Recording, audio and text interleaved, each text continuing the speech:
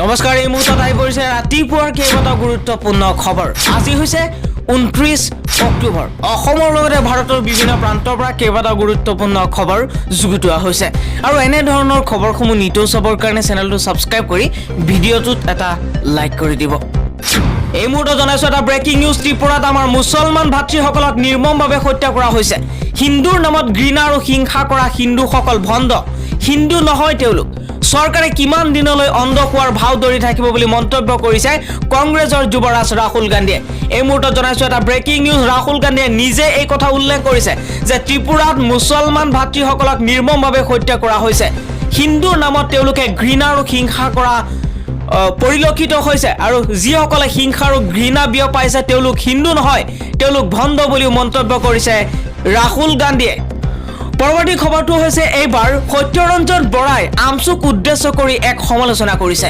সত্যৰঞ্জন বৰাই কৈছে মুছলমানৰ হিয়াৰ আমথু আমচুৰ কি হল গুৱাহাটী উচ্চ ন্যায়ালয়ত মোৰ বিৰুদ্ধে দিয়া গোচৰৰ কি হল নে সত্যৰঞ্জন বৰাৰ নাম লৈ নিজকে সংবাদ মাধ্যমৰ আগত প্ৰতিষ্ঠা কৰাব খুজিছে বহু মুছলমান সংগঠনে এই প্ৰশ্ন সত্যৰঞ্জন বৰাৰ আমচুলৈ একো যদি কৰিব নোৱাৰা তেনেহলে হকে বিহকে সংবাদ মাধ্যমৰ আগত জিটি কিয় বকি থাকানো আৰু যদি সত্যৰঞ্জন বৰাৰ নাম লৈ নিজকে প্ৰতিষ্ঠা কৰাব খুজিছা তাৰ মানে তেওঁলোকৰ নিজস্ব একো নাই এনেধৰণে আমচুক এক প্ৰকাৰ সকিয়নি আৰু লগতে এক প্ৰকাৰ এনেধৰণৰ সমালোচনা কৰিছে যিটো সহ্যৰ বাহিৰত হয় সত্যৰঞ্জন বৰাই এবাৰ আমচুক উদ্দেশ্য কৰি এই সমালোচনা কৰিছে কিয়নো আমচুৰ দুদিন পূৰ্বে সত্যৰঞ্জন বৰাৰ ওপৰত গোচৰ ৰুজু কৰিব আৰু লগতে সত্যৰঞ্জন বৰাৰ বিৰুদ্ধে গুৱাহাটী উচ্চ ন্যায়ালয়ত গোচৰ ৰুজু কৰি তেওঁৰ ওপৰত বিহিত ব্যৱস্থা গ্ৰহণ কৰাৰ বাবে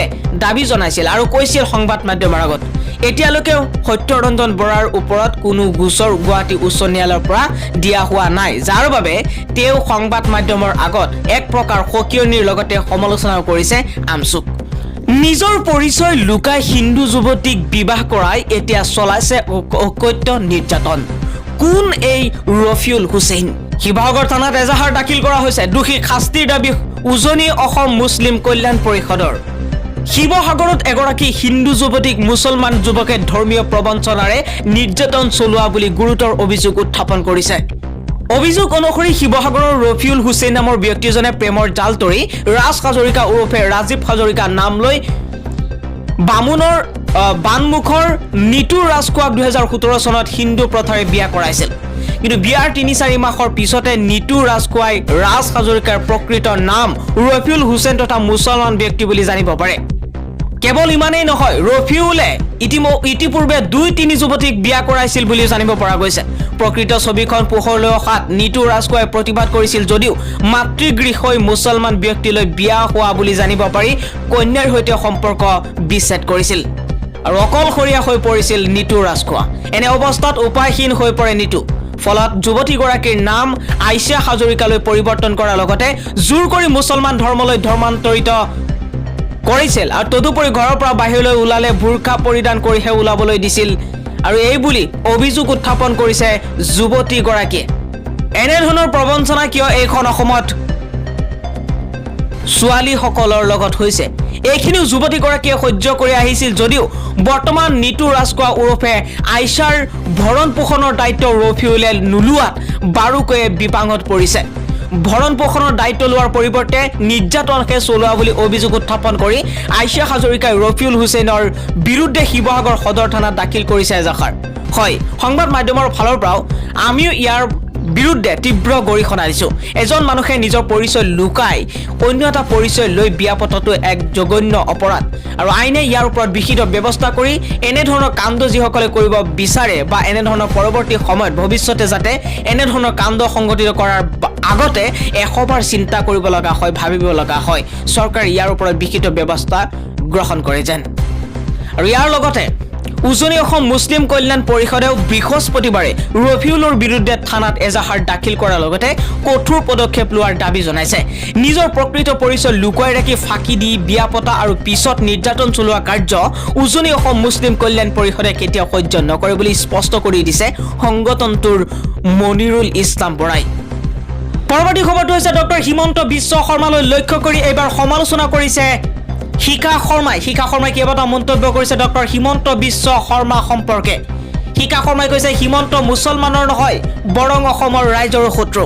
এইখন পৃথিৱীত মই দেখা পোৱা আটাইবোৰ মানুহৰ ভিতৰত হিমন্ত বিশ্ব শৰ্মা আটাইতকৈ বেছি স্বাৰ্থপৰ মানুহ বুলি উল্লেখ কৰিছে শিখা শৰ্মাই।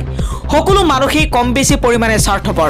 নিজৰ স্বাৰ্থ নেদেখা মানুহ পৃথিৱীত কোনো নাই, কিন্তু স্বাৰ্থৰো সীমা থাকে।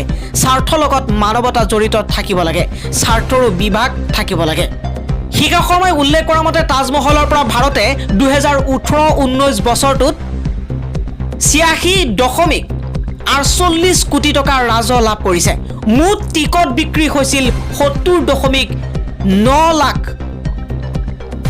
অৰ্থাৎ 70.9 লাখ টকাৰ টিকট বিক্ৰী কৰা হৈছিল। সেই টকাৰ ভিতৰত কেৱল 5.48 লাখ টকা খৰচ কৰিছিল তাজমহলৰ মেইনটেনেন্সৰ বাবে। বাকী থকা 81 কোটি টকাৰে বিজেপিয়ে দেশ চলাইছে বুলি ডাঙৰ অভিযোগ উত্থাপন কৰিছে বিজেপিৰ বিৰুদ্ধে শিখা শৰ্মাই। আৰু আজিও তাজমহলকে আধি কৰি মোগলে বনাই থৈ যোৱা কীৰ্তিচিহ্নতে টকা ঘটি আছে বিজেপিয়ে। তাৰ ইনকামেৰে দেশ চলাই আছে। এনেধৰণে বছৰি মোগল সভ্যতাৰ মাত্ৰ এটা সম্পদৰ পৰাই এটা বছৰতে প্ৰায় 100 কোটি টকা লাভ কৰে হিন্দুৰ জয়গান গাই মুছলমানক মোগল বুলি আক্ৰমণ কৰা মোহন ভাগৱতৰ বিজেপিয়ে। লগতে শিখা শৰ্মাই বুৰঞ্জীৰ কথা উল্লেখ কৰিছে। বুৰঞ্জী ৰচনা কৰিব নোৱাৰি, বুৰঞ্জী নিজে নিজে গঢ়ি উঠে। সেইবাবে অসম আক্ৰমণ কৰিবলৈ আহি আহোম ৰজাৰ হাতত বন্দী হৈ উজনি অসমত ৰৈ যোৱা মুছলমানসকলৰ উত্তৰ পুৰুষসকল খিলঞ্জীয়া নহয়, তেওঁলোকে মোগলৰ বংশধৰ। গৰীয়া মানে গৌড়দেশৰ পৰা অহা লোক, গৌড়দেশ অসমৰ নহয়। এইবোৰ ক'লে কেইটামান গৰীয়াই মোক দম দিব বুলি মন্তব্য কৰিছে শিখা শৰ্মাই। দম দিলেও ভয় নকৰে শিখা শৰ্মাই বুলি মন্তব্য কৰিছে। আৰু মুখেৰে ফেনাই থাকিলেই মোগলৰ বংশধৰবোৰ খিলঞ্জীয়া হৈ নাযায়। উজনিত বাস কৰিলে বুলিয়েই মোগলৰ লগত আহি আহোমৰ লগত যুঁজত হাৰি উজনিত ৰৈ গৈ অসমীয়া মহিলাক বিয়া কৰাই ল'লে বুলিয়েই উজনিৰ ইছলামবোৰ খিলঞ্জীয়া হৈ নাযায় বুলি এক ডাঙৰ মন্তব্য কৰিছে শিখা শৰ্মাই। বিজেপিক নিষেধ কৰিব নোৱাৰিলে অসম ধ্বংস হৈ যাব, এই মন্তব্য শিখা শৰ্মাৰ। মিয়া নমৰে, চাকৰিলৈ আশা পালি বহি নাথাকে মিয়া মানুহে, মৰিব আন সম্প্ৰদায়ৰ বহু লোক, কাৰণ এইসকলে কষ্ট কৰিব নোৱাৰে। আলাসতে চব লাগে, বামুণৰো নমৰে, পূজা পাতল আছেই নহয়। 33 কোটি দেৱতা আছে, 12 মাহত 13টা উৎসৱ হয়। ৰাহু কেতবোৰ আছেই নহয়, ভয় খুৱাই দিলেই হ'ল। পাথৰৰ আঙুঠি এটাতে কিমান লাভ, দান দক্ষিণাবোৰ দেখোন আছেই, মৰিব আৰু আন মানুহ। চিলিণ্ডাৰৰ দাম বাঢ়িছে, কথাই নাই। মিয়াই খৰিত ভাত ৰান্ধিব, নদীত উঠি অহা কাঠ ধৰি ৰ'দত শুকুৱাই ল'ব।